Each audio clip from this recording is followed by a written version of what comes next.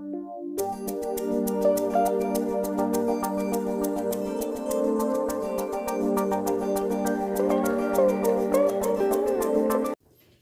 guys, so today is Sunday, which for most people, although it is considered the day of rest, it is most of the time a really busy day, especially if you're the one in the family doing the cooking. Originally this was done with beef, and we found we really like to do it with chicken. I have just a couple little onions. Dice up the onions, just depends on how you like them. I know especially when my children were little that Sundays were really crazy in our house.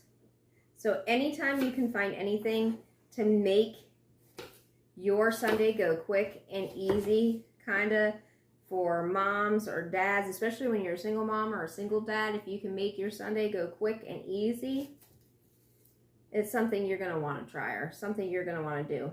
It doesn't matter whether you use a bell pepper or if you use a poblano pepper or if you use a sweet pepper, it doesn't matter. I have one that is more of a sweeter. I have one that's just a bell. I have used the smaller sweet peppers. I really liked those. I personally like fresh garlic with my recipes. All my recipes, I put fresh garlic in them. I, however, used the last bit of garlic, went grocery shopping yesterday, and apparently didn't write it on my grocery list, so I did not buy any fresh garlic. But I am going to just take all of this, throw it in the bottom. At chicken tenderloins, these are all natural, no hormone added chicken tenderloins. So if you guys have any chickens that are, I've seen this as a question on Facebook several times, if you have any chickens that are an older hen, let's say she's laid for a couple of years, things like that, and you butcher your hen maybe, and you don't quite, because they're tougher, you don't quite know what to do, this would be a really good recipe for that. So here, all I'm doing is taking my chicken tenderloins and I'm just dicing them up. Now you can do this recipe. I have fed with this recipe here by itself. It's normally 2 pounds of a chuck roast. Here I have 8 tenderloins. Now that we have all of that diced up and it's all in there, what we're also going to do is we're going to be adding 2 tablespoons of chili powder. Now here I have a regular McCormick chili powder, but like I said, my family likes it super spicy, so I'm going to be adding 2 of these. And remember, I told you, you can alter this recipe however you want. So I'm also going to be adding a chipotle chili pepper.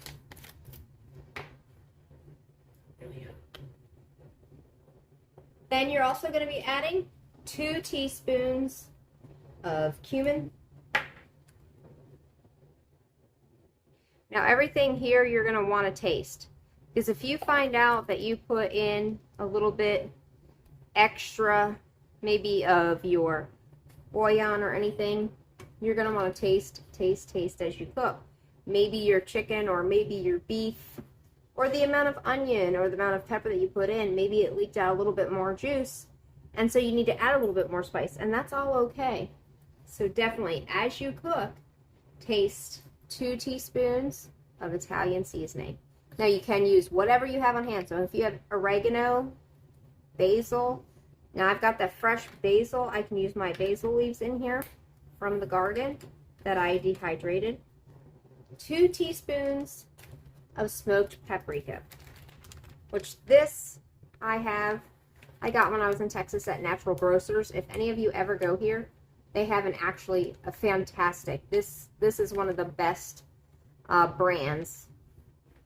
It's an organic smoked paprika, and it tastes really delicious. It's way better tasting than like your typical just store name brand. So this is adobo. I also use sazon. I ran out of sazon. I don't have it right now. Normally, I always say I season my eggs, I season my chicken, I season everything with sazon. So I ran out. In a normal recipe, I would use 1 to 2 packets of sazon. I do not have any. So unfortunately, I'm going to be using 2 teaspoons of adobo, but unfortunately I don't have any sazon. Our 14 ounces of enchilada sauce. Now you can use red or you can use green. It does not matter the kind. I've got the red enchilada sauce. I do like the green enchilada sauces.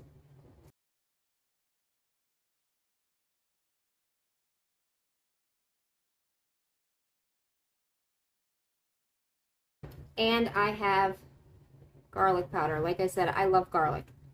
But I do not have garlic, the actual garlic for in here. So I'm going to put a tablespoon of garlic powder. Then guys, if you have not cooked with sofrito, you have got to cook with sofrito. In your rice and your beans, anything like that, sofrito is fantastic. I highly recommend this. If you have not used it, you are missing out. I mean, it's great. Let's put you a tablespoon of that. Then all I've got is organic chicken broth. You only need 12 ounces of the chicken broth.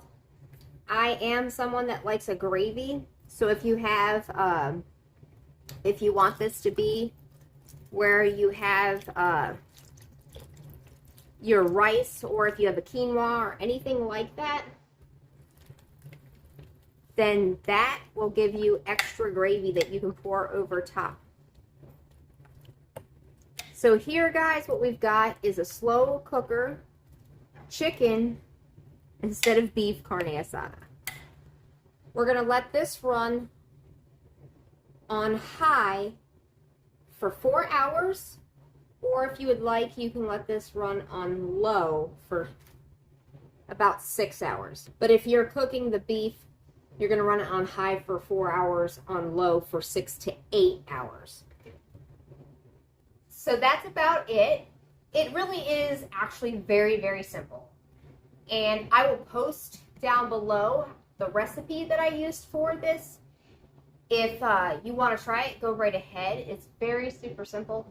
And if you put this together, like I said before church, then it'll be ready when you get home. If you put it together when you get home, all you got to do is sit there, relax, have time with family, and put it on your little tortilla, put it over rice, whatever you like it with, and you'll have dinner ready and you won't have to even do anything. So we'll be back here in a few hours when it's ready, and I'll show you what it looks like. I hope you guys enjoy. Okay, so we just finished our carne asada. Now this has been on high for 4 hours, so we're going to go ahead and we're going to show you what we got. We still got our big size chicken chunks. It's all the way cooked through. Looks good. So that is all there is to it. If you guys have any questions, if you have any comments, go ahead and post them below, and I'd be happy to answer them for you. Thanks for watching, guys. Have a good day.